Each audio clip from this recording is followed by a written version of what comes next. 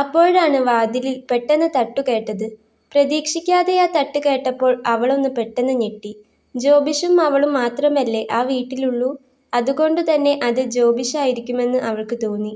അവൾ വേഗം എഴുന്നേറ്റ് പോയി ചെറുതായൊന്ന് വാതിൽ തുറന്നു നോക്കിയപ്പോൾ പുറത്തു നിൽക്കുന്ന ജോബിഷിനെ കണ്ടു. ഒരു കറുത്ത ടീഷർട്ടും ചന്ദന കളർ സ്പോർട്സ് പാൻസുമാണ് ജോബിഷ് ധരിച്ചിരുന്നത്. കുളി കഴിഞ്ഞിട്ടുണ്ടെന്ന് തലമുടി കണ്ടാലറിയാം. കറുപ്പും ചന്ദനക്കളറും കലർന്ന ഡ്രസ്സ് ഇട്ടുകൊണ്ട് നിൽക്കുന്ന ജോബിഷിനെ കണ്ടപ്പോൾ പാർവതി അറിയാതെ തന്നെ ഒന്ന് മിഴിച്ചു നോക്കിപ്പോയി. ജോബിഷിന്റെ അവസ്ഥയും അതുതന്നെയായിരുന്നു. കുറച്ചു മുൻപ് കണ്ട ആളെ ആയിരുന്നില്ല പാർവതി അപ്പോൾ. അമ്മച്ചിയുടെ വെള്ള നൈറ്റി ധരിച്ചു കുളിയൊക്കെ കഴിഞ്ഞ് നീളൻ മുടി മുൻപിലേക്കിട്ടു നിൽക്കുന്ന അവളെ കണ്ടപ്പോൾ ജോബിഷും ഒരു നിമിഷം കണ്ണെടുക്കാതെ തന്നെ നോക്കിപ്പോയി. അത്രമേൽ ഓമനത്തമുള്ള മുഖവും അത്രമേൽ ഭംഗിയും ആ രൂപത്തിൽ അവളെ കാണുമ്പോൾ ഉണ്ടായിരുന്നു. ശരിക്കു പറഞ്ഞാൽ ആ വേഷത്തിൽ കണ്ടപ്പോൾ അവളെ പിടിച്ച് തൻ്റെ മാറോട് അണയ്ക്കാനാണ് ജോബിഷിന് തോന്നിയത്. ഒന്ന് തലോടാൻ തോന്നുന്ന പോലെ, ചേർത്തു നിർത്താൻ തോന്നുന്ന പോലെ. പറഞ്ഞറിയിക്കാനാവാത്ത എന്തോ ഒരു ഭംഗി ആ വേഷത്തിൽ അവളിൽ തുളുമ്പി നിന്നു. ആ ആളാകെ മാറിയല്ലോ, ജോബിഷ് അവളെ നോക്കി ചോദിച്ചു. പാർവതി ഒന്ന് ചെറുതായി ചിരിച്ചു. അവൻ അപ്പോൾ അകത്തേക്ക് കയറി. ഈ കൈ വെച്ചുകൊണ്ട് കുളിക്കാനും ഡ്രസ്സ് മാറാനും ഒക്കെ ബുദ്ധിമുട്ടായില്ലേ? ജോബിഷ് അവളോട് ചോദിച്ചു. കുറച്ച്, പാർവതി പറഞ്ഞു. അവൾ അപ്പോൾ അവൻ്റെ കയ്യിലേക്ക് നോക്കി. അവൻ്റെ കയ്യിൽ ഒരു ബെൽറ്റ് ഉണ്ടായിരുന്നു. അതവൻ അവൾക്ക് നേരെ നീട്ടിക്കൊണ്ട് പറഞ്ഞു. ഞാനേ കയ്യിൽ ഈ ബെൽറ്റ് കെട്ടിത്തരാം. ഇത് കഴുത്തിലൂടെ ഇട്ടാൽ മതി. എന്നാ പിന്നെ കൈ നിവർന്നു പോകില്ല. മുറിവ് കൈമുട്ടിനായതുകൊണ്ട് നല്ല വേദന കാണും. ഉറക്കത്തിലൊക്കെ കൈ തട്ടിപ്പോയാൽ ബുദ്ധിമുട്ടാവും. ജോബിഷ് അത് പറഞ്ഞുകൊണ്ട് തന്നെ അവളുടെ കയ്യിൽ മെല്ലെ പിടിച്ചു. എന്നിട്ട് ആ ബെൽറ്റ് കയ്യിലും കഴുത്തിലും ചേർത്ത് വെച്ച് ക്ലിപ്പ് ചെയ്തു കൊടുത്തു. തന്നോട് അടുത്തുനിന്ന് തൻ്റെ കയ്യിൽ പിടിച്ച് ജോബിഷ് അത് ചെയ്തുകൊണ്ടിരിക്കുമ്പോൾ പാർവതി അവൻ അറിയാതെ അവനെ തന്നെ നോക്കുകയായിരുന്നു.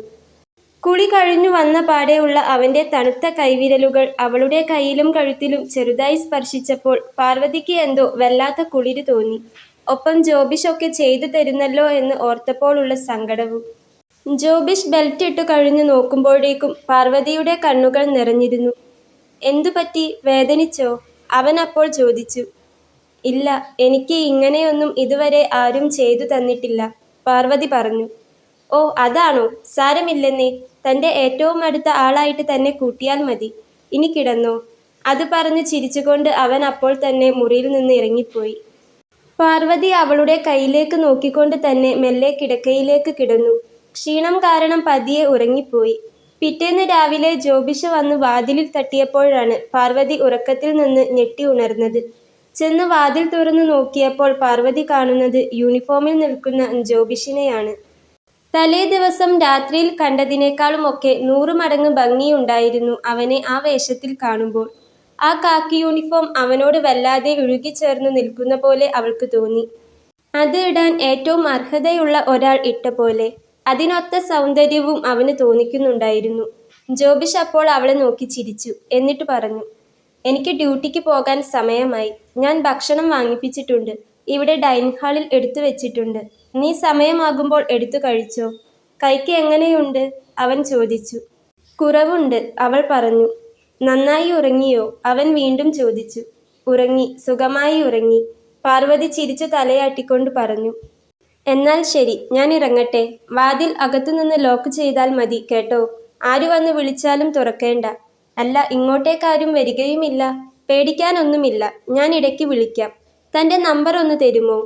ജോബിഷ് ചോദിച്ചപ്പോൾ പാർവതി വേഗം അവളുടെ മൊബൈൽ നമ്പർ അവന് പറഞ്ഞു കൊടുത്തു. അവൻ അത് അവൻ്റെ ഫോണിൽ ഡയൽ ചെയ്തു. എന്നിട്ട് പാർവതി എന്ന് സേവ് ചെയ്തു. ശേഷം അവൻ അവൻ്റെ ഫോണിൽ നിന്നും അവളുടെ ഫോണിലേക്ക് ഒരു കോൾ ചെയ്തു. അകത്തുനിന്നും അവളുടെ ഫോൺ അപ്പോൾ റിങ് ചെയ്തു. എന്നിട്ട് പറഞ്ഞു. എൻ്റെ നമ്പർ താൻ സേവ് ചെയ്തോട്ടോ. എന്തെങ്കിലും ആവശ്യമോ ബുദ്ധിമുട്ടോ ഉണ്ടെങ്കിൽ അപ്പോൾ വിളിക്കണം. ഇനി എന്നെ വിളിച്ചിട്ട് കിട്ടിയില്ലെങ്കിൽ ഞാൻ സ്റ്റേഷനിലെ നമ്പർ തരാം. അല്ലെങ്കിൽ വേണ്ട, എന്നെ വിളിച്ചാൽ കിട്ടാതിരിക്കില്ല. ഈ നമ്പറിലേക്ക് തന്നെ വിളിച്ചാൽ മതി. പിന്നെ വേറൊരു കാര്യം ചോദിക്കാൻ മറന്നു. തനിക്കിനി അങ്ങോട്ട് പോകണമെന്നുണ്ടോ, തൻ്റെ വീട്ടിലേക്ക്? ജോബിഷ് അത് ചോദിച്ചപ്പോൾ എന്തോ പെട്ടെന്ന് പാർവതിയുടെ മുഖം മാറി സങ്കടം പടർന്നു. ടെൻഷൻ ആവണ്ട, അവിടെ നിന്ന് എന്തെങ്കിലും എടുക്കാനുണ്ടോ എന്നാണ് ചോദിച്ചത്. ഉണ്ട്, എൻ്റെ സർട്ടിഫിക്കറ്റ്സും പിന്നെ സ്കൂളിൽ നിന്നും കോളേജിൽ നിന്നും കിട്ടിയ കുറച്ച് മെഡലുകളും ഒക്കെ ഉണ്ടായിരുന്നു. അതൊക്കെ എവിടെയാ? താൻ കിടക്കുന്ന റൂമിലല്ലേ? അതെ, റൂമിലെ അലമാരയിലാണ്, അവൾ പറഞ്ഞു. അലമാര ലോക്ക്ഡ് ആണോ? ജോബിഷ് വീണ്ടും ചോദിച്ചു. ലോക്കൊന്നുമില്ല, മരത്തിന്റെ ഒരു ചെറിയ അലമാരയുണ്ട്. അത് തുറന്നാൽ അതിനകത്ത് എൻ്റെ ഡ്രസ്സിന് ഇടയിലായിട്ടാ വെച്ചിരിക്കുന്നത്. ലോക്ക് ചെയ്യാൻ പറ്റുന്ന അലമാരയൊന്നും എൻ്റെ മുറിയിലില്ല. എന്താ സാർ ചോദിച്ചത്? അവിടെ പോകുവാണോ? പാർവതി അവനെ നോക്കി. ഏയ്, പോകാനൊന്നുമല്ല, ജസ്റ്റ് ചോദിച്ചെന്നേയുള്ളൂ. ഞാൻ എന്തായാലും ഡ്യൂട്ടിക്കിറങ്ങട്ടെ. നീ എന്തെങ്കിലും ആവശ്യമുണ്ടെങ്കിൽ വിളിച്ചോട്ടോ. വാ, ഞാൻ ഇറങ്ങിക്കഴിഞ്ഞിട്ട് വന്ന് വാതിലടച്ചോ. അത് പറഞ്ഞുകൊണ്ട് ജോബിഷ് ഉമ്മറത്തേക്ക് ചെന്നു. അവന്റെ കാലിലെ ബൂട്ട് കെട്ടി നേരെയാക്കി. അത് കഴിഞ്ഞ് വാതിലിന് നേരെ നിന്നുകൊണ്ട് അവളോട് ചെറുതായി കണ്ണ് ചിമ്മിയിട്ട് പറഞ്ഞു. ചായ കുടിച്ചു കഴിഞ്ഞിട്ട് പോയി കിടന്നോ. ഡ്രൈവർ ജീപ്പുമായി ഇപ്പൊ വരും. അവൻ അത് പറയുമ്പോഴേക്കും ഡ്രൈവർ ജീപ്പുമായി എത്തിയിരുന്നു. പോയി വരാം എന്നു പറഞ്ഞ് അവൻ ഇറങ്ങി. അവൻ പോയ ശേഷം പാർവതി വാതിൽ ലോക്ക് ചെയ്ത് അകത്തേക്ക് ചെന്നു. മുന്നോട്ട് ഇനി എന്ത് ചെയ്യുമെന്ന് അവൾക്കപ്പോഴും അറിയുന്നുണ്ടായിരുന്നില്ല. ഇന്നലെ ഒരു ദിവസം ഇവിടെ തങ്ങാൻ കഴിഞ്ഞു. പക്ഷേ എന്നും അതിന് കഴിയില്ലല്ലോ. ഒരാഴ്ച കഴിഞ്ഞാൽ സാറിൻ്റെ അപ്പച്ചനും അമ്മച്ചിയും എന്തായാലും വരുമെന്ന് പറഞ്ഞു. സാർ ഒറ്റയ്ക്ക് ഇവിടെയുള്ളപ്പോൾ ഒരു പെൺകുട്ടിയെ കയറ്റി താമസിപ്പിച്ചതിന് അവർക്ക് ഇനി വല്ല ദേഷ്യവും കാണുമോ? പാർവതിയുടെ മനസ്സിലൂടെ പല ചിന്തകളും പാഞ്ഞു. അവൾ വേഗം ചെന്ന് ജോബിഷ് തൻ്റെ ഫോണിലേക്ക് വിളിച്ച നമ്പർ സേവ് ചെയ്തു. പിന്നെ പെട്ടെന്ന് തന്നെ എടുത്തു നോക്കിയത് വാട്സാപ്പാണ്. വാട്സാപ്പിൽ നോക്കിയപ്പോൾ ആദ്യം ജോബിഷിൻ്റെ പ്രൊഫൈൽ ഫോട്ടോ ഒന്നും കണ്ടില്ല. സെക്കൻഡുകൾക്കുള്ളിൽ തന്നെ റേഞ്ച് കണക്റ്റായി വന്നപ്പോൾ ജോബിഷിൻ്റെ ഒരു ഫോട്ടോ പ്രൊഫൈലിൽ തെളിഞ്ഞു. കാക്കി യൂണിഫോമിൽ ഏതോ ഒരു സ്റ്റേജിൽ പ്രസംഗിക്കുന്ന ഫോട്ടോ ആണ്. പാർവതിക്ക് ആ ഫോട്ടോയോട് വല്ലാത്തൊരു ഇഷ്ടം തോന്നി. അവൾ ഫോട്ടോ ഒന്ന് നന്നായി സൂം ചെയ്തു നോക്കി. വല്ലാത്തൊരു ഭംഗിയുള്ള ചെറുപ്പക്കാരൻ, അതിനൊപ്പം തന്നെ അത്രമേൽ നല്ല സ്വഭാവവും. അവൾ ആ ഫോട്ടോ അവളുടെ ഫോണിൽ സ്ക്രീൻഷോട്ട് എടുത്തു വെച്ചു. പിന്നെ പോയി മുഖം കഴുകി വന്നു. ജോബിഷ് വാങ്ങി വെച്ചിട്ടുണ്ടായിരുന്ന ഭക്ഷണം എടുത്ത് കഴിച്ചു. ആ വീട്ടിലും റൂമിലും ഒക്കെയായി കുറച്ചു സമയം കഴിച്ചു കൂട്ടി. ഏകദേശം ഉച്ചയോടടുത്തപ്പോഴാണ് അവളുടെ ഫോണിലേക്ക് ജോബിഷിൻ്റെ കോൾ വരുന്നത്. ഫോണിൻ്റെ റിംഗ് കേട്ടപാടെ പാർവതി ഫോൺ എടുത്തു നോക്കി. ജോബിഷ് ആണെന്ന് കണ്ടപ്പോൾ അവൾ വേഗം തന്നെ കോൾ അറ്റൻഡ് ചെയ്തു. ആ പാർവതി, തനിക്കുള്ള ഫുഡ് അവിടെ ഉമ്മറത്ത് കൊണ്ടുവച്ചിട്ടുണ്ട്. ഞാനല്ല കൊണ്ടുവച്ചത്, ഞാൻ ഒരാളെ കൊണ്ട് ഡെലിവറി ചെയ്യിപ്പിച്ചതാ. താൻ ഉറങ്ങുകയായിരിക്കും, വിളിച്ച് ശല്യപ്പെടുത്തേണ്ട എന്ന് ഞാൻ പറഞ്ഞിരുന്നു. അവര് ഉമ്മറത്തെ ചെയറിൽ വെച്ച് പോയിട്ടുണ്ട്. താൻ അതെടുത്ത് അകത്തേക്ക് വെച്ചോ, എന്നിട്ട് ഭക്ഷണം കഴിച്ചോളൂട്ടോ. അപ്പുറത്ത് നിന്ന് ജോബിഷിൻ്റെ ശബ്ദം കേട്ടപ്പോൾ തന്നെ അവൾക്ക് വല്ലാത്ത സന്തോഷം തോന്നി. ഞാൻ കഴിച്ചോളാം, അവൾ പറഞ്ഞു. സാർ ബുദ്ധിമുട്ടേണ്ടിയിരുന്നില്ല. ഒരു ഫോർമാലിറ്റിക്ക് എന്ന പോലെ പാർവതി പറഞ്ഞപ്പോൾ അപ്പുറത്ത് ജോബിഷ് ചിരിച്ചു. എന്നിട്ട് പറഞ്ഞു, ഞാനല്ല ബുദ്ധിമുട്ടിയത്, ഡെലിവറി ബോയ് ആണ് അവിടെ ഫുഡ് എത്തിച്ചത്. പിന്നെ തൻ്റെ വീട്ടിലെ പോലെ പട്ടിണി കിടക്കാനാണെങ്കിൽ ഇവിടെ പറ്റില്ല, വേറെ സ്ഥലം നോക്കേണ്ടി വരും. അവൻ തമാശ പോലെ പറഞ്ഞ് വീണ്ടും ചിരിച്ചു. ഇപ്പുറത്ത് പാർവതിയും ചിരിച്ചു. പിന്നെ രാവിലെ തന്നോട് പറയാൻ മറന്നു പോയതാ, TV ഓണാക്കിക്കോ, നേരം പോയി കിട്ടും. അവിടെ ഇരുന്ന് വല്ല സിനിമയോ സീരിയലോ കണ്ടോ. എനിക്ക് ഇന്ന് അർജന്റായിട്ട് വിളിപ്പിച്ച 1-2 കേസ് തീർപ്പാക്കാനുണ്ട്. അതുകൊണ്ടാ രാവിലെ പെട്ടെന്ന് പോന്നത്. ഡ്യൂട്ടി കഴിഞ്ഞാൽ ഞാൻ അങ്ങ് എത്തിക്കോളാം. ശരി, വെച്ചോട്ടെ, ജോബിഷ് ചോദിച്ചു. ശരി സർ, പാർവതി പറഞ്ഞു. പെട്ടെന്ന് ജോബിഷ് ഫോൺ കട്ടാക്കി പോവുകയാണെന്ന് കേട്ടപ്പോൾ പാർവതിക്ക് എന്തോ ഒരു വിഷമം തോന്നി. വേറൊന്നും ചോദിക്കാനില്ലേ എന്നോട്? അങ്ങ് കട്ടാക്കി പോകുവാണോ? ജോബിഷ് ഫോൺ വയ്ക്കുന്നതിനിടയ്ക്ക് അവളോട് ചോദിച്ചു. ഞാൻ എന്താ ചോദിക്കുക? പാർവതി ഒന്നും ചോദിക്കാനില്ലാതെ പറഞ്ഞു. സർ, ഭക്ഷണം കഴിച്ചോ? അവൾ അപ്പോൾ അവനോട് ചോദിച്ചു. മറുപുറത്ത് ജോബിഷ് ചിരിച്ചു. ഇല്ല, ഞാൻ കഴിക്കാൻ പോകുന്നു. താൻ എന്തായാലും എടുത്ത് കഴിക്ക്. വൈകിട്ട് വന്നിട്ട് കാണാം. റെസ്റ്റ് എടുക്ക്. ജോബിഷ് അത് പറഞ്ഞ് സ്നേഹത്തോടെ കോൾ കട്ടാക്കി. പാർവതി ഫോണും പിടിച്ചുകൊണ്ട് കുറച്ചു നേരം അങ്ങനെ നിന്നു. വൈകിട്ടോടെ ജോബിഷ് വീട്ടിലെത്തി. കോളിംഗ് ബെൽ കേട്ടതും കിടക്കുകയായിരുന്ന പാർവതി വേഗം എഴുന്നേറ്റ് ചെന്ന് വാതിൽ തുറന്നു. പുറത്തു നിൽക്കുന്ന ജോബിഷിനെ കണ്ടപ്പോൾ അവളുടെ മുഖം വല്ലാതെ തെളിഞ്ഞു. അവളെ കണ്ടപ്പോൾ ജോബിഷിൻ്റെ മുഖത്തും സന്തോഷം പടർന്നു. അവൻ അകത്തേക്ക് കയറുമ്പോൾ അവൻ്റെ കയ്യിൽ ഒരു കവറുണ്ടായിരുന്നു. അകത്ത് ചെന്ന് വാതിലടച്ച ശേഷം ജോബിഷ് സോഫയിലേക്കിരുന്നു. എന്നിട്ട് പാർവതിയെ വിളിച്ച് അടുത്തിരുത്തി. അവളുടെ കണ്ണും മുഖവും ഒക്കെ കൂടെ കണ്ടപ്പോൾ ആകെ വയ്യാതിരിക്കുന്നത് പോലെ ജോബിഷിന് തോന്നി. എന്തു പറ്റി നിനക്ക്? വയ്യേ? മുഖം വല്ലാതിരിക്കുന്നല്ലോ, ജോബിഷ് അവളോട് ചോദിച്ചു. ചെറിയൊരു തലവേദന, അവൾ നെറ്റിയിൽ കൈതൊട്ടുകൊണ്ട് പറഞ്ഞു. പനിയുണ്ടോ? അവൾ പ്രതീക്ഷിക്കാതെ ജോബിഷ് അവളുടെ നെറ്റിയിലും കഴുത്തിലും തൊട്ടുനോക്കി. പാർവതി അപ്പോൾ വിടർന്ന കണ്ണുകളോടെ അവനെ നോക്കി. അവനും അവളുടെ ഭംഗിയുള്ള കണ്ണുകളിലേക്ക് നോക്കി. രണ്ടുപേരുടെയും ഉള്ളിൻ്റെ ഉള്ളിൽ എവിടെയോ പറഞ്ഞറിയിക്കാനാവാത്ത എന്തോ ഒരു വികാരമായിരുന്നു അപ്പോൾ. പ്രണയമെന്നോ വാത്സല്യമെന്നോ സ്നേഹമെന്നോ ഒക്കെ പേരിട്ടു വിളിക്കാവുന്ന അതിരുകവിഞ്ഞ എന്തോ ഒരു വികാരം. രണ്ടുപേരും അലിവോടെ പരസ്പരം നോക്കി. ഡോക്ടറെ കാണാൻ പോകണോ? ജോബിഷ് ചോദിച്ചു. അതിനുമാത്രം ഒന്നുമില്ല, പാർവതി പറഞ്ഞു. ജോബിഷ് അപ്പോൾ പാർവതി കിടക്കുന്ന റൂമിലേക്ക് ചെന്നു. അമ്മച്ചിയുടെ അലമാര തുറന്ന് അതിൽ നിന്ന് ഒരു ബോക്സ് എടുത്തു. എന്നിട്ട് പാർവതിയോട് പറഞ്ഞു, തലവേദനയുണ്ടെങ്കിൽ എന്നെ വിളിക്കാമായിരുന്നില്ലേ? അമ്മച്ചിയുടെ ബോക്സ് ഒന്ന് തുറന്നാൽ മതിയായിരുന്നു. എല്ലാ മരുന്നും ഇതിനകത്ത് സ്റ്റോക്കുണ്ടാകും. നിനക്ക് എവിടെയൊക്കെ വേദനയുണ്ട്? തലവേദനയോ കൈവേദനയോ കാൽവേദനയോ? എന്ത് രോഗത്തിനുള്ള മരുന്നാണെങ്കിലും അമ്മച്ചിയുടെ ബോക്സിൽ കാണും.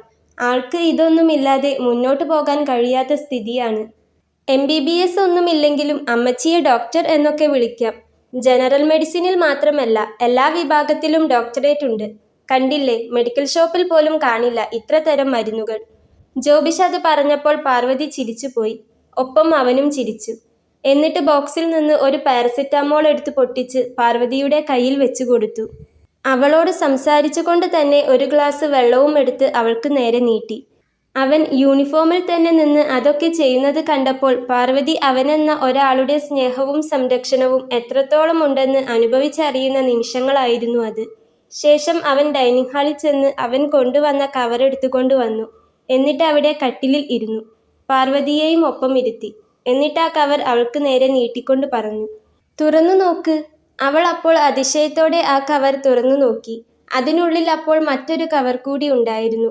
അവൾ അത് പുറത്തെടുത്ത് നോക്കിയപ്പോഴാണ് അവളുടെ സർട്ടിഫിക്കറ്റുകളും മെഡലുകളും ഒക്കെയാണെന്ന് മനസ്സിലായത്. സർ, ഇതെങ്ങനെ? പാർവതി അതിശയത്തോടെ ചോദിച്ചു. അതൊക്കെ കിട്ടി, ജോബിഷ് ചിരിച്ചു. ആള് വിചാരിച്ച പോലെയല്ലല്ലോ, എല്ലാത്തിനും നല്ല മാർക്കുണ്ടല്ലോ. 10th-ലും +2-വിനും ഡിഗ്രിക്കുമൊക്കെ ടോപ്പ് സ്കോറർ ആയിരുന്നല്ലേ? ജോബിഷ് സന്തോഷത്തോടെ ചോദിച്ചു. പാർവതി അപ്പോൾ ചിരിച്ചു. തുടർന്ന് പഠിക്കണമെങ്കിൽ ഇനിയും പഠിക്കാട്ടോ. നമുക്ക് വഴിയുണ്ടാക്കാം. പഠിക്കണമെങ്കിൽ എന്നല്ല, പഠിക്കണം. ഇത്രയും മാർക്കുള്ള ഒരു കുട്ടി ഡിഗ്രിയും കഴിഞ്ഞ് പ്രൈവറ്റ് ബാങ്കിലെ ജോലിയും വെച്ചുകൊണ്ടിരുന്നാൽ പോരല്ലോ, ജോബിഷ് പറഞ്ഞു. അല്ല സർ, എൻ്റെ സർട്ടിഫിക്കറ്റും കാര്യങ്ങളുമൊക്കെ സാറിന് എങ്ങനെ കിട്ടി? പാർവതിയുടെ സംശയം അതായിരുന്നു. അത് കിട്ടാനാണോ ബുദ്ധിമുട്ട്? അതും എന്നെപ്പോലൊരു പോലീസ് ഓഫീസർക്ക്? ജോബിഷ് പറഞ്ഞു. സാർ അവിടെ വീട്ടിൽ പോയിരുന്നോ? പാർവതി വീണ്ടും അവനെ നോക്കി. ഞാൻ വീട്ടിൽ പോയൊന്നുമില്ല. ആ പരട്ടകളെ വീട്ടിൽ കയറി ചെല്ലാൻ എനിക്ക് ഭ്രാന്തൊന്നുമില്ല. നിന്റെ തന്തയെയും തള്ളയെയും സ്റ്റേഷനിലേക്ക് വിളിപ്പിച്ചു. നിന്റെ ഈ സാധനങ്ങളൊക്കെ എടുത്തുകൊണ്ട് സ്റ്റേഷനിലേക്ക് വരാൻ പറഞ്ഞു. രണ്ടാളും കൂടെ വന്നിരുന്നു. ഞാൻ രണ്ടിനെയും ഇന്ന് മീറ്റ് ചെയ്തു. അത് കേട്ടപ്പോൾ പാർവതി ഒന്ന് ഞെട്ടി. എന്നിട്ടോ? അവൾ അതിശയത്തോടെ വീണ്ടും ചോദിച്ചു. എന്നിട്ട് എന്തുണ്ടാവാനാ? രണ്ടിനും കണക്കിന് കൊടുത്തിട്ടുണ്ട് ഞാൻ. പോരാത്തതിന് ഒരു കേസും തലയിൽ വെച്ച് കൊടുത്തിട്ടുണ്ട്. നിന്നെ ദത്തെടുത്ത ഓർഫനേജിന്റെ ഡീറ്റെയിൽസ് ഒക്കെ ഞാൻ വാങ്ങി. അവിടുത്തെ സ്റ്റേഷനിലേക്കും ഓർഫനേജിലും ഒക്കെ വിളിച്ച് കാര്യങ്ങൾ ഇൻഫോം ചെയ്തിട്ടുണ്ട്. ഇതെന്താ ഇത്, കുട്ടിക്കളിയാണോ? ഒരു ഓർഫനേജിൽ നിന്ന് തങ്ങൾ പൊന്നുപോലെ നോക്കിക്കോളാമെന്നും പറഞ്ഞ് ഒരു കുട്ടിയെ എടുത്തുകൊണ്ട് വന്നിട്ട് അവർക്ക് വേറെ മക്കൾ ഉണ്ടായി കഴിയുമ്പോൾ അതിനെ ഇട്ട് ചവിട്ടി തേക്കുകയാണോ വേണ്ടത്? ആ കുഞ്ഞുനാൾ മുതലേ നിന്നെ അവിടെ ഇട്ട് ചവിട്ടി മെതിക്കാൻ അവർക്ക് ആരാണ് അധികാരം കൊടുത്തത്? നിനക്ക് ചോദിക്കാനും പറയാനും ആരുമില്ല എന്നത് മുതലാക്കിയാണ് അവരീ കളിയൊക്കെ കളിച്ചത്. അവരുടെ ആ വിചാരം ഇനി അവിടെ ഇരിക്കുകയേയുള്ളൂ. രണ്ടും അവിടെ സ്റ്റേഷനിൽ ഇരിപ്പുണ്ട്. അവരുടെ ഏതോ ഒരു റിലേറ്റീവിനെ വിവരം അറിയിച്ചിട്ടുണ്ട്. അവർ ജാമ്യത്തിൽ എടുത്തുകൊണ്ട് പോകാൻ വക്കീലിനെ ഏർപ്പാടാക്കാൻ പോയിട്ടുണ്ട്. അപ്പോഴേക്കും ഞാൻ സ്റ്റേഷനിൽ നിന്ന് ഇങ്ങു പോന്നു. ഞാൻ അവിടെ ഉണ്ടെങ്കിലല്ലേ ജാമ്യം കൊടുക്കേണ്ട ആവശ്യമുള്ളൂ. രാവിലെ രണ്ടിനെയും കോടതിയിലേക്ക് പറഞ്ഞയക്കും. ബാക്കി കോടതി തീരുമാനിക്കട്ടെ. 2 പേർക്കിട്ടും ഒന്ന് പൊട്ടിക്കണമെന്നുണ്ടായിരുന്നു എനിക്ക്. തള്ളക്കിട്ട് പൊട്ടിക്കാൻ കഴിയില്ലല്ലോ. തന്തക്ക് ഞാൻ ഒന്ന് കൊടുത്തിട്ടുണ്ട്. ശരിക്കും പറഞ്ഞാൽ നിന്റെ കാര്യങ്ങളൊക്കെ ഓർത്ത് ഇന്നലെ രാത്രി ഞാൻ ഉറങ്ങിയിട്ടില്ല പാർവതി. നീ എന്ന ഒരു പെൺകുട്ടി ആ മനുഷ്യരോട് ചെയ്ത തെറ്റ് എന്താണ്? ആരുമില്ലാതായി പോയത് നിന്റെ തെറ്റുകൊണ്ടല്ലല്ലോ. അവർക്ക് നിന്നെ വേണ്ടെങ്കിൽ ഒഴിവാക്കാൻ മാന്യമായ മറ്റ് എന്തൊക്കെ വഴികളുണ്ടായിരുന്നു? അതിനു പകരം ഇത്ര ക്രൂരത, അതും ഇത്ര കാലത്തോളം അവറ്റകൾ നിന്നോട് ചെയ്തു എന്ന് പറയുമ്പോൾ എനിക്ക് എൻ്റെ ദേഷ്യം അടക്കാൻ കഴിയുന്നില്ല. ഞാനെന്ന ഒരാൾ ഒരിക്കലും ഇതിനിടയിൽ കയറി വരുമെന്ന് അവർ 2 പേരും സ്വപ്നത്തിൽ പോലും വിചാരിച്ചിട്ടില്ല. ദൈവനിയോഗം എന്നൊക്കെ പറയുന്നത് ശരിക്കും ഇതായിരിക്കും പാർവതി. എവിടെയോ കിടക്കുന്ന നിനക്ക് വേണ്ടി സംസാരിക്കാൻ ഒരൊറ്റ രാത്രി കൊണ്ട് ഞാനുണ്ടായില്ലേ? നമുക്ക് ആരുമില്ലെന്ന് നമ്മൾ വിചാരിക്കുന്നിടത്ത് നമ്മൾ പോലും അറിയാതെ ദൈവത്തിൻ്റെ ഒരു കരുതൽ ഉണ്ടാകും പാർവതി. അതുതന്നെയായിരിക്കും ഇന്നലെ നമ്മളെ തമ്മിൽ കൂട്ടിമുട്ടിച്ചതും. കുറച്ചു കാലം കേസും കൂട്ടവും ജയിലുമായി നടക്കട്ടെ രണ്ടും. ബാക്കി നമുക്ക് വഴിയെ വെച്ച് നോക്കാം. ജോബിഷ് ചിരിച്ചുകൊണ്ട് തലയാട്ടി അവളെ നോക്കി. പാർവതിയും ചിരിച്ചുകൊണ്ട് അവനെ നോക്കി. ഞാൻ നിന്നെ കൂട്ടി ഒന്ന് പുറത്തു പോകണമെന്ന് വിചാരിച്ചിരുന്നു. നിനക്ക് മാറാൻ ഡ്രസ്സൊന്നുമില്ലല്ലോ. എപ്പോഴും ഇങ്ങനെ അമ്മച്ചിയുടെ നൈറ്റി ഇട്ട് നിൽക്കാൻ പറ്റുമോ? ഞാൻ വരുന്ന വഴിക്ക് നിനക്ക് കുറച്ച് ഡ്രസ്സ് വാങ്ങിക്കണമെന്ന് വിചാരിച്ചിരുന്നു. എപ്പോഴും ഇങ്ങനെ അമ്മച്ചിയുടെ നൈറ്റി ഇട്ടുകൊണ്ട് നിൽക്കാൻ പറ്റില്ലല്ലോ. പിന്നെ ഇതൊക്കെ നിന്റെ കയ്യിൽ ഏൽപ്പിച്ചു കഴിഞ്ഞ് നിന്നെ ഒന്ന് കാണുകയും ചെയ്തിട്ട് പതിയെ പോയി വാങ്ങിക്കാമെന്ന് വിചാരിച്ചു. തൽക്കാലം നിനക്ക് പുറത്തു പോകുമ്പോൾ ഇടാൻ 1-2 ജോഡി ഡ്രസ്സ് ഞാൻ വാങ്ങിവരാം. ബാക്കിയൊക്കെ നമുക്ക് 2 പേർക്കും കൂടെ ഒരുമിച്ച് പോയിട്ടെടുക്കാം. നിന്റെ ടേസ്റ്റും കാര്യങ്ങളും ഒന്നും എന്താണെന്ന് എനിക്കറിയില്ലല്ലോ. അയ്യോ സർ, അതൊന്നും വേണ്ട, പാർവതി അപ്പോൾ ഇടയിൽ കയറി പറഞ്ഞു. പിന്നെ അതൊന്നും വേണ്ടാതെ നിനക്ക് മാറിയിടണമെങ്കിൽ ഡ്രസ്സ് വേണ്ടേ? ജോബിഷ് അവളെ നോക്കി ചിരിക്കുകയായിരുന്നു. ഞാൻ എന്തായാലും ഒന്ന് കുളിച്ചിട്ട് വരാം കേട്ടോ. ഞാൻ ചായ ഉണ്ടാക്കാം, പാർവതി പറഞ്ഞു. വേണ്ട, തല വേദനിച്ചുകൊണ്ട് കിച്ചണിൽ പോകണ്ട. ഞാൻ കുളി കഴിഞ്ഞു വന്നിട്ട് ഉണ്ടാക്കിക്കോളാം. അത് സാരമില്ല സർ, ഇപ്പോൾ തലവേദനയൊന്നുമില്ല. പിന്നെ സർ, എനിക്ക് താമസത്തിന് സൗകര്യം വല്ലതും സർ നോക്കിയിരുന്നോ? പാർവതി ഒരു വിധത്തിൽ എങ്ങനെയോ അത് ചോദിച്ചപ്പോൾ ജോബിഷ് അവൻ്റെ കയ്യിലുണ്ടായിരുന്ന പോലീസ് തൊപ്പി 2 കൈയിലേക്കും മാറി മാറി പിടിച്ചുകൊണ്ട് ഒന്ന് ആലോചിച്ചു. എന്നിട്ട് അവളുടെ അടുത്തേക്ക് വന്നിട്ട് ചോദിച്ചു, താമസത്തിന് വേറെ സൗകര്യം നോക്കണോ? ഇവിടെ പോരെ? ജോബിഷ് ചോദിച്ചപ്പോൾ അവൾക്കൊന്നും പറയാനുണ്ടായിരുന്നില്ല. ഇവിടെ എത്രയെന്ന് വെച്ചാ സർ? അതെന്താ നീ അങ്ങനെ ചോദിച്ചത്? എത്രയെന്ന് വെച്ചാൽ എന്നല്ല, എത്ര വേണമെങ്കിലും താമസിക്കാം. ബുദ്ധിമുട്ടാവില്ലേ സർ? അപ്പച്ചനും അമ്മച്ചിയും ഒക്കെ വന്നു കഴിഞ്ഞാൽ എന്നെ ഇവിടെ കയറ്റി താമസിപ്പിച്ചതിന് ദേഷ്യപ്പെടുമോ? പാർവതി ചോദിച്ചപ്പോൾ ജോബിഷ് ഒന്ന് തല ചെരിച്ചു നിന്നുകൊണ്ട് അവളെ തന്നെ നോക്കി. എന്നിട്ട് പറഞ്ഞു, അമ്മച്ചി ഉച്ചയ്ക്ക് വിളിച്ചപ്പോൾ ഞാൻ കാര്യം പറഞ്ഞിരുന്നു. അവർ ധ്യാനം തീരുന്ന അന്ന് തന്നെ ഇങ്ങോട്ട് വരുന്നുണ്ടെന്ന് പറഞ്ഞു, നിന്നെ കാണാൻ. അമ്മച്ചിയും അപ്പച്ചനും നീ വിചാരിക്കുന്ന പോലെ ഒന്നുമല്ല പാർവതി, പാവങ്ങളാണ്. നീ നിന്റെ തള്ളയെയും തന്തയെയും കണ്ടു മാത്രം ജീവിച്ചതുകൊണ്ട് നിനക്ക് എല്ലാവരുടെ കാര്യത്തിലും ഒരു പേടി കാണും. അതെനിക്ക് മനസ്സിലാക്കാവുന്നതേ ഉള്ളൂ. ശരിക്കു പറഞ്ഞാൽ നീ ഇവിടെ ഉണ്ടാവുകയാണെങ്കിൽ അമ്മച്ചിക്ക് അത് വലിയൊരു ആശ്വാസമാകുമെന്ന് എൻ്റെ മനസ്സ് പറയുന്നു. നിന്നെപ്പോലെ ഒരാളുടെ സാമീപ്യം അമ്മച്ചി ഏറെ കൊതിക്കുന്നുണ്ട്. പക്ഷേ അങ്ങനെ ഒരാളെ കണ്ടെത്തിക്കൊടുക്കാൻ ഇതുവരെ എനിക്ക് കഴിഞ്ഞിട്ടില്ല. ആ ഒരാൾ നിനക്കാകാൻ കഴിയുമെന്ന് എന്തോ എൻ്റെ മനസ്സ് പറയുന്നു. ജോബിഷ് എന്താണ് പറഞ്ഞു വരുന്നത് എന്ന് പാർവതിക്ക് മനസ്സിലായില്ലെങ്കിലും അവൻ്റെ വാക്കുകൾ കേട്ടപ്പോൾ ഉള്ളിൻ്റെ ഉള്ളിൽ എവിടെയോ വല്ലാത്ത സന്തോഷം തോന്നുന്നുണ്ടായിരുന്നു. അവൻ അപ്പോൾ അവളോട് പറഞ്ഞു, അപ്പച്ചനും അമ്മച്ചിക്കും എന്നെ കൂടാതെ ഒരു മോള് കൂടെ ഉണ്ടായിരുന്നു, എൻ്റെ ചേച്ചി. 5 വയസ്സിൻ്റെ വ്യത്യാസമുണ്ടായിരുന്നു ഞങ്ങൾ തമ്മിൽ. പക്ഷേ അവളിപ്പോൾ ഈ ഭൂമിയിലില്ല. വളരെ ആർഭാടത്തോടെ തന്നെ അവളുടെ വിവാഹം നടത്തി കൊടുത്തതാ ഞങ്ങൾ. ലവ് മാരേജ് ആയിരുന്നു. അവളായിട്ട് തന്നെ കണ്ടെത്തിയ ആൾ. കാര്യം വീട്ടിൽ പറഞ്ഞപ്പോൾ ഞങ്ങൾ അന്വേഷിച്ചു നോക്കിയതാ. അവനോ വീട്ടുകാർക്കോ ഒന്നും അന്വേഷണത്തിൽ ഒരു കുഴപ്പവും കണ്ടെത്താൻ ഞങ്ങൾക്ക് കഴിഞ്ഞില്ല. ആർഭാടത്തോടെ തന്നെ വിവാഹം നടത്തി. പക്ഷേ വിവാഹം കഴിഞ്ഞ് കുറച്ചുനാൾ കഴിഞ്ഞപ്പോൾ അവൾക്ക് അവിടെ പൊരുത്തപ്പെടാനാവാത്ത പല ബുദ്ധിമുട്ടുകളും ഉണ്ടായി. അവൻ്റെ അപ്പനും അമ്മയും അവനുമൊക്കെ അവളെ വല്ലാതെ ബുദ്ധിമുട്ടിച്ചിട്ടുണ്ട്. ദേഹോപദ്രവവും ചീത്തവിളിയും അടിയും വഴക്കുമൊക്കെ ഉണ്ടായിരുന്നെന്ന് പിന്നീടാണ് ഞങ്ങൾ അറിഞ്ഞത്, അവളുടെ മരണശേഷം. അവളായിട്ട് കണ്ടുപിടിച്ച ആളായതുകൊണ്ട് തന്നെ അവൾ ഞങ്ങളെ ഒന്നും അറിയിച്ചില്ല. അമ്മച്ചിയും അപ്പച്ചനും ഞാനുമൊക്കെ ഇത് അറിഞ്ഞു വിഷമിക്കാതിരിക്കാൻ ഒരു പരിധിവരെ അവളെല്ലാം സഹിച്ചു. പിന്നെ നീ ഇന്നലെ പറഞ്ഞ പോലെ എന്തോ ഒരു നിമിഷം കൊണ്ട് മനസ്സ് മാറിയിരിക്കണം. ഈ ഭൂമിയിൽ ഇനി വേണ്ട എന്ന് തോന്നിയിട്ടുണ്ടാകണം. ഒരു ദിവസം പുലർച്ചെ 3 മണിയോടടുത്തപ്പോഴാണ് ഞങ്ങൾക്ക് വീട്ടിലേക്ക് കോൾ വരുന്നത്. അവളെന്തോ സുഖമില്ലാതെ ഹോസ്പിറ്റലിലാണെന്ന് പറഞ്ഞു.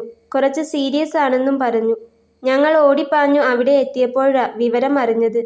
അവസാനമായി ഒരു നോക്ക് കാണാൻ പോലും നിൽക്കാതെ അവൾ ഞങ്ങളെ വിട്ടു പോയിട്ടുണ്ടായിരുന്നു. റൂമിലെ ഫാനിൽ. ജോബിഷിൻ്റെ വാക്കുകൾ വല്ലാതെ ഇടറി. മരണശേഷമാ അറിഞ്ഞത്. ശരീരത്തിൽ ഇന്റേണലായിട്ട് പല മുറിവുകളും മറ്റും ഉണ്ടായിരുന്നു. ഞങ്ങൾ കേസാക്കി. കോടതി ആ നശിച്ചവനെ ശിക്ഷിച്ചു. പക്ഷേ എന്ത് കാര്യം? നഷ്ടപ്പെടാനുള്ളത് നഷ്ടപ്പെട്ടില്ലേ? അവളുടെ മരണം കഴിഞ്ഞിട്ട് ഏകദേശം 6 വർഷത്തോളമായി ഇപ്പോൾ. അതിൽ 3 വർഷത്തോളം അമ്മച്ചി ഒരു ഭ്രാന്തമായ അവസ്ഥയിലായിരുന്നു. ഭക്ഷണമില്ലാതെ, മരുന്നില്ലാതെ.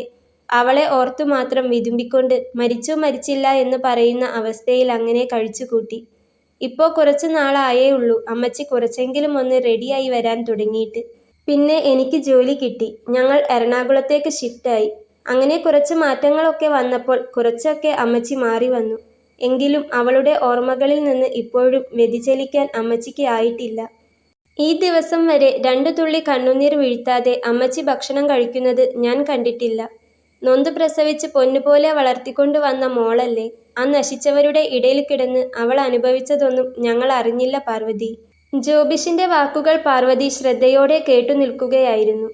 ഞങ്ങളെ അറിയിക്കാതെ അവൾ അങ്ങ് പോയത് ഓർക്കുമ്പോൾ അമ്മച്ചിക്ക് ഇപ്പോഴും നെഞ്ചു പൊട്ടും. അമ്മച്ചിക്ക് മാത്രമല്ല, ഞങ്ങൾക്കും. പക്ഷേ എന്ത് ചെയ്യാനാ പാർവതി, ജീവിതമായി പോയില്ലേ. നമ്മളൊക്കെ ജീവിച്ചല്ലേ പറ്റൂ. ജോബിഷിന്റെ വാക്കുകൾ പാർവതി ശ്രദ്ധയോടെ കേട്ടുനിന്നു. നമ്മൾ പുറമേ സന്തോഷവാന്മാരായി കാണുന്ന പലരുടെ ഉള്ളിലും സഹിക്കാനാവാത്ത എന്തെങ്കിലും ജീവിതാനുഭവമോ നീറിപ്പുകയുന്ന സങ്കടങ്ങളോ കാണുമെന്ന് പാർവതിക്ക് അപ്പോൾ തോന്നി. തന്റെ ജീവിതം മാത്രം എന്തേ ഇത്രത്തോളം കഷ്ടം നിറഞ്ഞതായി പോയതെന്നേ താൻ ഇതുവരെ ചിന്തിച്ചിട്ടുള്ളൂ. പക്ഷേ ഒരു വിധത്തിൽ അല്ലെങ്കിൽ മറ്റൊരു വിധത്തിൽ എല്ലാവരും ഓരോ വിഷമം സഹിച്ചുകൊണ്ട് നടക്കുന്നവരാണ് എന്ന് ജോബിഷ് പറഞ്ഞത് അത്രയും കേട്ടപ്പോൾ അവൾക്ക് തോന്നി. പാർവതി എന്തു പറയണമെന്നറിയാതെ ജോബിഷിനെ തന്നെ നോക്കി നിന്നു. തലേ ദിവസം പാർവതി ചെയ്തതുപോലെ തന്നെ ഉള്ളിലെ വിഷമം മറക്കാൻ ജോബിഷ് ചുണ്ടിലൊരു ചിരി വരുത്താൻ നോക്കി. എന്നിട്ട് പാർവതിയോട് പറഞ്ഞു, ഞാൻ അങ്ങനെ പെട്ടെന്ന് കരയുന്ന പ്രകൃതക്കാരനൊന്നുമല്ല. അതുകൊണ്ട് തന്നെ എനിക്ക് കുറച്ച് കട്ടിമനസ്സാണെന്ന് ചിലരൊക്കെ പറയാറുണ്ട്. എന്തൊക്കെ സംഭവിച്ചാലും അങ്ങനെ വലിയൊരു പൊട്ടിക്കരച്ചിലോ സങ്കടമോ ഒന്നും എനിക്ക് പ്രകടിപ്പിക്കാൻ അറിയില്ല. പക്ഷേ ഉള്ളിൻ്റെ ഉള്ളിൽ ഞാൻ അതോർത്ത് എത്രമാത്രം വേദനിക്കുന്നുണ്ടെന്ന് എനിക്ക് മാത്രമേ അറിയാവുള്ളൂ. ജീവിതത്തിൽ വളരെ ചുരുക്ക സമയങ്ങളിലെ എൻ്റെ കണ്ണിൽ നിന്ന് കണ്ണുനീർ വന്നിട്ടുള്ളൂ. പക്ഷേ എൻ്റെ ചേച്ചി മരിച്ചുപോയി എന്നറിഞ്ഞപ്പോൾ ഞാൻ പൊട്ടിക്കരഞ്ഞതിന് കണക്കില്ല. എനിക്ക് എൻ്റെ അമ്മച്ചി എങ്ങനെയാണോ അതുപോലെ തന്നെ ആയിരുന്നു അവളും. അമ്മച്ചി നോക്കുന്ന പോലെ തന്നെ ലാളിച്ചു കൊണ്ടുനടന്നാണ് എൻ്റെ കുട്ടിക്കാലത്തൊക്കെ എൻ്റെ ചേച്ചി എന്നെ നോക്കിയിട്ടുള്ളതും സ്നേഹിച്ചിട്ടുള്ളതും. 5 വയസ്സിൻ്റെ വ്യത്യാസമേ ഞങ്ങൾ തമ്മിലുള്ളൂ എങ്കിലും എനിക്ക് അവൾ എൻ്റെ അമ്മച്ചിയുടെ സ്ഥാനത്ത് തന്നെയായിരുന്നു. എൻ്റെ എല്ലാ കാര്യങ്ങളും ചെയ്തു തരാൻ അവൾക്ക് ഒരു മടിയുമില്ലായിരുന്നു. മുതിർന്നിട്ടും എനിക്ക് എത്രയോ ചോറ് വാരി തന്നിട്ടുണ്ട്, എത്രയോ തുണി അലക്കി ഇസ്തിരിയിട്ട് തന്നിട്ടുണ്ട്. അവളെ കല്യാണം കഴിച്ച് പറഞ്ഞയക്കുമ്പോൾ തന്നെ ഞാൻ ഒരുപാട് വിഷമിച്ചിരുന്നു. പക്ഷേ എന്നായാലും അത് കൂടിയല്ലേ തീരൂ. അവൾക്കും ഒരു ജീവിതം വേണ്ടേ എന്ന് കരുതി ആ വിഷമത്തെ മറക്കാൻ ശ്രമിച്ചു. അപ്പോൾ പിന്നെ അങ്ങനെ ഒരാൾ ഈ ലോകത്തു നിന്ന് പോയെന്ന് അറിയുമ്പോൾ ഉള്ള വേദന പറയേണ്ടതില്ലല്ലോ പാർവതി. പൊട്ടിക്കരഞ്ഞിട്ടുണ്ട് ഞാൻ ദിവസങ്ങളോളം. പക്ഷേ എന്ത് ചെയ്യാം, ഞാൻ നേരത്തെ പറഞ്ഞില്ലേ, അപ്പോഴും നമ്മുടെ ജീവിതം ബാക്കിയല്ലേ. ഉള്ളിലെ വിഷമം അടക്കി പിടിച്ചുകൊണ്ടാണെങ്കിലും കുറച്ചു കഴിയുമ്പോൾ നമ്മൾ മാറിയേ പറ്റൂ. വെറുതെ ഇരിക്കുമ്പോൾ വിഷമം വന്നു നിറയാൻ തുടങ്ങിയപ്പോൾ അത് മറക്കാൻ വേണ്ടിയാണ് ഞാൻ കോച്ചിങ്ങിനും മറ്റും പോയി തുടങ്ങിയത്. അതിൻ്റെ തിരക്കുകളിലേക്ക് പോകുമ്പോൾ അധിക നേരം വിഷമിച്ചിരിക്കാൻ സമയം കിട്ടില്ലല്ലോ. പിന്നെ അതങ്ങ് തലയ്ക്ക് പിടിച്ചു. പഠിച്ച് എന്തെങ്കിലും ഒരു ജോലി വാങ്ങിയെടുക്കണമെന്ന വാശി കയറി. അങ്ങനെ ഇതാ ഇപ്പോൾ ഈ IPS യൂണിഫോമിൽ. ജോബിഷ് അവൻ ഇട്ടിരിക്കുന്ന കാക്കി യൂണിഫോമിൻ്റെ കോളറിൽ പിടിച്ചുകൊണ്ട് പാർവതിയോട് പറഞ്ഞു. എറണാകുളത്ത് നിന്ന് ഇങ്ങോട്ട് സ്ഥലമാറ്റം കിട്ടിയപ്പോൾ അപ്പച്ചനെയും അമ്മച്ചിയെയും എനിക്ക് വേണമെങ്കിൽ നാട്ടിലാക്കിയിട്ട് പോരാമായിരുന്നു. പക്ഷേ അതിന് തോന്നിയില്ല. ഞാനും കൂടെ അവിടെ ഇല്ലാതായി കഴിഞ്ഞാൽ അപ്പച്ചനും അമ്മച്ചിയും കഴിഞ്ഞതൊക്കെ ഓർത്ത് വിഷമിച്ചുകൊണ്ടേയിരിക്കും. അതുകൊണ്ട് അവരെയും ഇങ്ങ് കൂട്ടി. ഇതാകുമ്പോൾ ജോലി കഴിഞ്ഞു വന്നാലെങ്കിലും എനിക്ക് കുറച്ച് സമയം അവർക്കൊപ്പം ഇരിക്കാമല്ലോ, അവർക്ക് എന്നോടൊപ്പവും. ഞങ്ങൾ ഒരുമിച്ചാകുമ്പോൾ കുറേയൊക്കെ വിഷമങ്ങൾ അങ്ങ് മറന്നു പോകും. എന്നാലും ഉള്ളിലെ ആ ഒരു നീറ്റലുണ്ടല്ലോ, അത് മാറാൻ വല്ലാത്ത പാടാണ്. എൻ്റെ ചേച്ചിയുടെ ഫോട്ടോ എൻ്റെ ഫോണിൽ ഒരുപാടുണ്ട്. പക്ഷേ ഞാൻ ഒരിക്കൽ പോലും അതെടുത്തു നോക്കാറില്ല. നോക്കിയാൽ എൻ്റെ പിടിവിട്ടു പോകുമെന്ന് എനിക്ക് നന്നായി അറിയാം. ഒരു വട്ടം കൂടി ഒന്ന് കാണാൻ കൊതിക്കാറുണ്ട് ഞാൻ അവളെ. പക്ഷേ ഇനി അതിന് കഴിയില്ലല്ലോ. ഉള്ളിൻ്റെ ഉള്ളിൽ അവളുടെ ചിരിക്കുന്ന മുഖം എന്നുമുണ്ട്. അതുമാത്രം ഓർക്കും. സുന്ദരിയായിരുന്നു, നിന്നെപ്പോലെ. അത്രയും പറഞ്ഞു കഴിയുമ്പോഴേക്കും ജോബിഷിൻ്റെ മുഖമാകെ മാറിയിരുന്നു. കണ്ണാകെ കലങ്ങി തുടങ്ങിയിരുന്നു. അവനോട് ഒരു ആശ്വാസവാക്ക് പോലും പറയാനാവാതെ പാർവതി അങ്ങനെ നിന്നു. എല്ലാം പറഞ്ഞു കഴിഞ്ഞ ശേഷം ജോബിഷ് പാർവതിയെ തന്നെ നോക്കി സൗമ്യമായി ഒന്ന് ചിരിച്ചു. എന്നിട്ട് പറഞ്ഞു, ഞാൻ പറഞ്ഞല്ലോ, താൻ ഇവിടെ ഉണ്ടെങ്കിൽ അമ്മച്ചിക്ക് അത് വലിയൊരു ആശ്വാസമായിരിക്കും. അമ്മച്ചിക്ക് മാത്രമല്ല, എനിക്കും അപ്പച്ചനുമൊക്കെ. ജാതിയോ മതമോ ഒന്നും എനിക്കൊരു പ്രശ്നമല്ല. ഒന്നും ഞാൻ നോക്കുന്നുമില്ല. തനിക്ക് എന്നെ വിശ്വാസമുണ്ടെങ്കിൽ ഇനി അങ്ങോട്ടുള്ള നാളുകളിൽ ഞാൻ തനിക്കൊപ്പം ഉണ്ടാകും. എനിക്കൊരു നല്ല കൂട്ടായി, എൻ്റെ അപ്പച്ചനും അമ്മച്ചിക്കും ഒരു നല്ല മോളായി, നഷ്ടപ്പെട്ടു പോയ എൻ്റെ ചേച്ചിക്ക് പകരമാകാൻ കഴിയുമോ പാർവതി നിനക്ക്? ജോബിഷ് അത് ചോദിച്ചു കഴിഞ്ഞപ്പോഴേക്കും അവൻ്റെ കണ്ണ് നിറഞ്ഞു തുളുമ്പിയിരുന്നു. ഒപ്പം പാർവതിയുടെയും.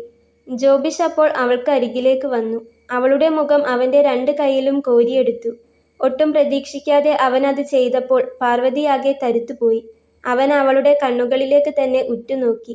പിന്നെ സ്നേഹത്തോടെ വാത്സല്യത്തോടെ അവളുടെ നെറ്റിയിൽ അവൻ്റെ ചുണ്ടമർത്തി ഉമ്മ വെച്ചു. പാർവതിയുടെ കാലു മുതൽ തല വരെ ഒരു വിറയൽ ഓടുന്ന പോലെ അവൾക്ക് തോന്നി. ജീവിതത്തിൽ ഇന്നോളം എത്ര ആശിച്ചിട്ടും ആഗ്രഹിച്ചിട്ടും കിട്ടാത്ത എന്തോ ഒരു വലിയ കരുതലും സ്നേഹവും ജോബിഷ് എന്ന വ്യക്തിയിൽ നിന്നും ആവോളം കിട്ടുന്ന പോലെ. അവളുടെ മനസ്സ് വല്ലാതെ നിറയുന്ന നിമിഷമായിരുന്നു അത്. കരഞ്ഞു കലങ്ങിയ കണ്ണുകളോടെ അവൾ അവനെ തന്നെ നോക്കി. ജോബിഷ് അപ്പോൾ അവളുടെ മുഖത്തേക്ക് ഒന്നുകൂടി നോക്കി. വീണ്ടും അവളുടെ നെറ്റിയിൽ ചുണ്ടമർത്തി ഉമ്മ വെച്ചു. എന്നിട്ട് പറഞ്ഞു, ആരുമില്ലെന്ന് നീ ഇന്നലെ കരഞ്ഞു പറഞ്ഞ നിമിഷം മുതൽ ഈ ലോകത്തേക്ക് വെച്ച് എനിക്ക് ഏറ്റവും വേണ്ടപ്പെട്ടവളായി മാറിക്കഴിഞ്ഞിരുന്നു നീ. വഴിയിൽ കണ്ട ഏതോ ഒരു അപരിചിതന്റെ വാക്കുകളായിട്ട് നീ ഇതിനെ കാണരുത്. ഹൃദയത്തിൽ തട്ടി പറയുകയാണ് ഞാൻ. ഒരൊറ്റ രാത്രി കൊണ്ട് അത്രമേൽ ഇഷ്ടപ്പെട്ടു പോയി ഞാൻ. സ്നേഹിച്ചു പോയി. ആരോടും ചോദിക്കാനും പറയാനും ഒന്നും നിൽക്കാതെ ഈ നിമിഷം മുതൽ ഞാൻ അങ്ങ് എടുക്കുവാണ് നിന്നെ, എൻ്റെ മാത്രം പാർവതിയായിട്ട്. ഈ നിമിഷം മുതൽ നീ അനാഥയല്ല. നിനക്ക് വേണ്ടതൊക്കെ വാരിക്കോരി തരാൻ ഞാനുണ്ടാകും. ജോബിഷ് അത്രയും പറഞ്ഞു കഴിഞ്ഞപ്പോഴേക്കും പാർവതി പൊട്ടിക്കരഞ്ഞുകൊണ്ട് അവൻ്റെ നെഞ്ചിലേക്ക് ചാഞ്ഞു കഴിഞ്ഞിരുന്നു. ആ കാക്കി യൂണിഫോമിൽ നിന്നുകൊണ്ട് തന്നെ അവൻ അവൻ്റെ 2 കൈകൊണ്ടും അവളെ ചുറ്റി വരിഞ്ഞു പിടിച്ചു. 2 പേരുടെയും കണ്ണും മനസ്സും ഒരുപോലെ നിറയുന്ന നിമിഷമായിരുന്നു അത്. എത്ര വാരി പുണർന്നിട്ടും മതിയാകാത്ത വണ്ണം അവർ 2 പേരും പരസ്പരം ചേർത്തു പിടിച്ചു നിന്നു. ജോബിഷിൻ്റെ കാക്കി യൂണിഫോമിൽ ആകെ പാർവതിയുടെ കണ്ണുനീർ പടരുകയായിരുന്നു. ആ കണ്ണുനീരിൻ്റെ ആഴവും വ്യാപ്തിയും എത്രത്തോളം ഉണ്ടെന്ന് അവന് വ്യക്തമായി അറിയാമായിരുന്നു. ആ കണ്ണുനീർ നനവുകൾ അവൻ്റെ യൂണിഫോമിനെ തുളച്ചുകൊണ്ട് അവൻ്റെ നെഞ്ചിലേക്കും കൂടി പടർന്നിറങ്ങുകയായിരുന്നു അപ്പോൾ. അങ്ങനെ അവളെ വാരി പുണർന്നുകൊണ്ട് ചുമരിലേക്ക് നോക്കിയപ്പോൾ അവൻ്റെ കണ്ണുകൾ പതിഞ്ഞത് അമ്മച്ചി മുടങ്ങാതെ മെഴുകുതിരി തെളിയിക്കുന്ന ക്രൂശിത രൂപത്തിലേക്കാണ്. അവനപ്പോൾ സർവശക്തനായ ആ ദൈവത്തിൻ്റെ മുഖത്തേക്ക് നോക്കി. എന്നിട്ട് പാർവതിയോട് പറഞ്ഞു, ഏത് പ്രതിസന്ധിയിലും തളരാതെ മുന്നോട്ടു പോകാൻ ഞങ്ങൾ വിളിച്ചപേക്ഷിക്കുന്ന ഒരു നാമമുണ്ട്. അങ്ങോട്ട് നോക്കിക്കേ. പാർവതി അപ്പോൾ അവൻ്റെ നെഞ്ചിൽ നിന്നും തലപൊക്കി ജോബിഷ് നോക്കുന്നിടത്തേക്ക് നോക്കി. ചൈതന്യം തുളുമ്പുന്ന ആ ക്രൂശിത രൂപം കണ്ടതും പാർവതിക്ക് മനസ്സൊന്ന് വല്ലാതെ തണുക്കുന്ന പോലെ തോന്നി. ജോബിഷ് അവളുടെ തോളിലൂടെ കൈയിട്ടു പിടിച്ചുകൊണ്ട് ആ ക്രൂശിത രൂപത്തിനടുത്തേക്ക് ചെന്നു. ഒരു നിമിഷം മനസ്സിൽ എന്തോ പ്രാർത്ഥിച്ചുകൊണ്ട് കുരിശു വരച്ചു. അവനൊപ്പം തന്നെ പാർവതിയും കർത്താവിനെ നോക്കി പ്രാർത്ഥിച്ചു. എന്നിട്ട് ഇടറിയ സ്വരത്തോടെ മെല്ലെ പറഞ്ഞു, നന്ദി ദൈവമേ, എനിക്കായി കാത്തുവെച്ച ഈ നല്ല നിമിഷത്തിന്. ജോബിഷ് അപ്പോൾ അവളെ ഒന്നുകൂടെ ചേർത്തു പിടിച്ചുകൊണ്ട് പറഞ്ഞു, എനിക്കായി കാത്തുവെച്ച ഈ മാലാഖയ്ക്കും നന്ദി. അത് പറഞ്ഞുകൊണ്ട് അവളെ വാത്സല്യത്തോടെ ഒന്ന് തഴുകി. അവർ 2 പേരും ആഴമേറിയ ഹൃദയം തുളുമ്പുന്ന സന്തോഷത്തോടെ ആ ക്രൂശിത രൂപത്തിലേക്ക് നോക്കി അങ്ങനെ നിന്നു. ജോബിഷിൻ്റെ വലതുകൈയിൽ അപ്പോൾ പാർവതിയുടെ ഇടതുകൈ ഭദ്രമായിരുന്നു.